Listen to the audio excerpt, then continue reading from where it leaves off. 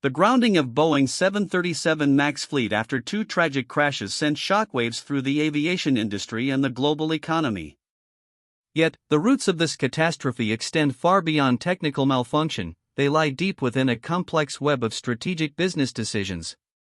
This investigation examines how a company's pursuit of market dominance and efficiency, rather than solely engineering missteps, laid the groundwork for a disaster that would shake public trust and fundamentally alter its future trajectory.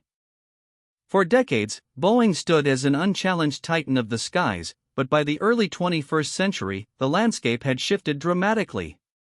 European rival Airbus began to aggressively contest its dominance, particularly in the lucrative single-aisle aircraft market. Records indicate that this intensified competition placed significant pressure on Boeing to innovate rapidly and cost-effectively, safeguarding its long-held position against a formidable challenger. At the heart of Boeing's strategy for the single-aisle market was its venerable 737 platform, a design originating in the 1960s. While a proven workhorse, the aging architecture presented inherent limitations when considering modern advancements and fuel efficiency demands.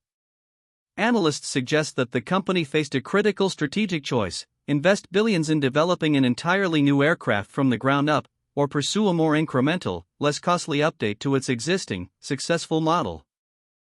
The decision was stark: a brand new aircraft would demand immense capital, years of development, and risk ceding further ground to Airbus in the interim. Alternatively, updating the 737 platform promised a quicker, more affordable route to market. Evidence suggests that Boeing ultimately chose the latter, prioritizing speed and cost efficiency to maintain its competitive edge and secure vital airline orders in a fast-moving industry. This strategic choice, while seemingly pragmatic, was driven by powerful business imperatives. Internal discussions reportedly centered on the desire to save time and money in the short term. The goal was to bring a competitive aircraft to market rapidly, avoiding the lengthy and expensive process of a full clean-sheet design. This approach aimed to deliver immediate financial benefits and reassure investors of Boeing's continued leadership. Beyond immediate cost savings, the decision to update the 737 was intrinsically linked to protecting Boeing's market share against Airbus. Airlines were placing significant orders for Airbus's new engine option, the A320neo, which offered superior fuel efficiency. Boeing needed a swift answer to avoid losing key customers in market segments, making the faster 737 MAX development cycle an attractive, if ultimately problematic, solution to a pressing business challenge. Updating an aging airframe, however, came with inherent limitations. The existing 737 design imposed physical constraints on incorporating larger, more fuel-efficient engines without significantly redesigning the landing gear or wing structure. This meant that the new engines, necessary for competitive performance, had to be mounted further forward and higher on the wing, a departure from previous 737 variants. This modification introduced new aerodynamic characteristics that were not native to the original design. These new engine placements, a direct consequence of the update strategy, altered the aircraft's pitch characteristics, especially during certain flight maneuvers. Evidence suggests that in some high angle of attack situations, the nose of the aircraft had a tendency to pitch up more than desired, potentially leading to a stall.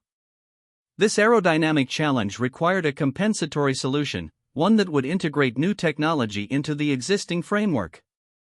To manage these altered aerodynamic characteristics and maintain a consistent flight feel with previous 737 models, Boeing introduced the Maneuvering Characteristics Augmentation System, or MCAS. This software system was designed to automatically push the aircraft's nose down if it detected a high angle of attack. It was intended as a behind-the-scenes safeguard, a technical patch to address the design compromises inherent in adapting an old platform for new demands. What began as a compensatory measure evolved into a system with significant authority over the aircraft's control. Investigations later revealed an increased reliance on the MCAS software system to address the fundamental aerodynamic changes. This software, designed to operate in the background, could repeatedly command nose-down inputs based on data from a single angle of attack sensor, creating a critical single point of failure within the flight control architecture. A critical weakness emerged in pilot training. Despite MCAS's significant role in the aircraft's flight characteristics, reports and subsequent investigations revealed that information regarding its function was often downplayed or entirely omitted from pilot manuals and training programs. This meant pilots were largely unaware of the system's existence, let alone how to respond if it malfunctioned. This gap was a direct consequence of the business decision to minimize additional training requirements for the new variant. One key factor in the training shortfall was the desire to maintain a common type rating with earlier 737 models. This meant that pilots certified on previous 737s would require minimal additional training for the MAX, saving airlines significant time and money.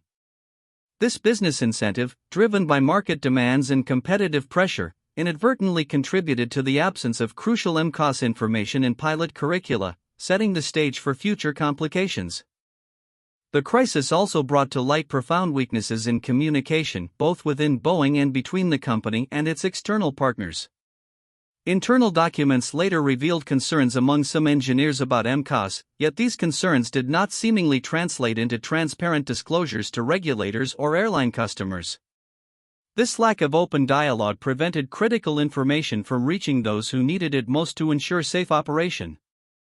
Further evidence suggests a pattern of information silos, where critical details about MCAS's expanded authority were not fully disseminated across relevant departments or up the management chain. When details did emerge, they were often presented in a way that downplayed the system's autonomy and potential risks. This lack of transparency, a byproduct of the speed-to-market strategy, ultimately created a false sense of security for pilots and airlines alike. Compounding these issues were weaknesses in safety oversight. The regulatory framework, particularly in the United States, allowed Boeing a significant degree of self-certification for certain aircraft systems. This arrangement, intended to streamline the approval process, placed considerable trust in the manufacturer's internal safety assessments. Investigations would later scrutinize whether this oversight model adequately captured the risks introduced by the 737 MAX design compromises and its reliance on MCAS. The nature of the relationship between Boeing and its primary regulator became a focal point of post-accident inquiries. Critics argued that the close ties and the self-certification model created a potential for conflicts of interest, where commercial pressures could inadvertently influence safety decisions. The regulatory bodies, tasked with ensuring public safety, faced questions about the rigor of their own oversight in the face of Boeing's expedited development schedule and reliance on software fixes. The cascade of business decisions, design compromises, software reliance, and oversight failures tragically manifested in the first of two fatal accidents. An aircraft, later identified as a 737 MAX, encountered an uncommanded MCAS activation, leading to a loss of control. Without adequate training or transparent information about the system, the flight crew was unable to effectively counteract the erroneous inputs, resulting in a devastating outcome. Just months later, a second 737 MAX experienced a strikingly similar sequence of events. Despite the initial accident, the full implications of the MCAS system and its vulnerabilities had not been fully grasped or communicated across the global fleet. This second tragedy underscored the systemic nature of the crisis, revealing that the inherent flaws in design, training, and oversight were not isolated incidents but rather deeply embedded issues within the product and its ecosystem. Following the second accident, the world watched as country after country, then globally, grounded the entire 737 MAX fleet. This unprecedented move represented an immediate and catastrophic business disaster for Boeing. Airlines canceled orders, pilots were retrained, and a multi-billion-dollar segment of the global aviation market came to a grinding halt. The consequences of the initial business decisions had now spiraled into a crisis of monumental proportions, impacting operations worldwide. The financial toll on Boeing was immense.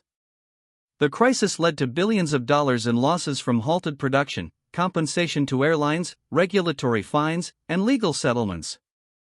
The pursuit of short-term cost and time savings ultimately resulted in a financial hemorrhage far exceeding any initial development cost. It serves as a stark reminder of the hidden expenses associated with compromising safety in the name of expediency and market competition. Beyond the financial impact, the crisis inflicted severe, long-lasting damage to Boeing's reputation. A company once synonymous with engineering excellence and safety found its integrity questioned globally. Public and airline trust, painstakingly built over a century, was severely eroded. The narrative shifted from technological leadership to one of corporate compromise and safety oversight failures, casting a long shadow over the future of the iconic aerospace manufacturer. The Boeing 737 MAX crisis stands as a poignant case study of how a series of business decisions, driven by competitive pressures, speed to market, and the desire to protect market share, can have catastrophic and unforeseen consequences. The choice to update an aging platform led to design compromises, a critical reliance on software, and ultimately, exposed systemic weaknesses in training, communication, and safety oversight. This disaster serves as a powerful reminder that in complex, high-stakes industries, short-term gains at the expense of fundamental safety principles can lead to devastating long-term costs.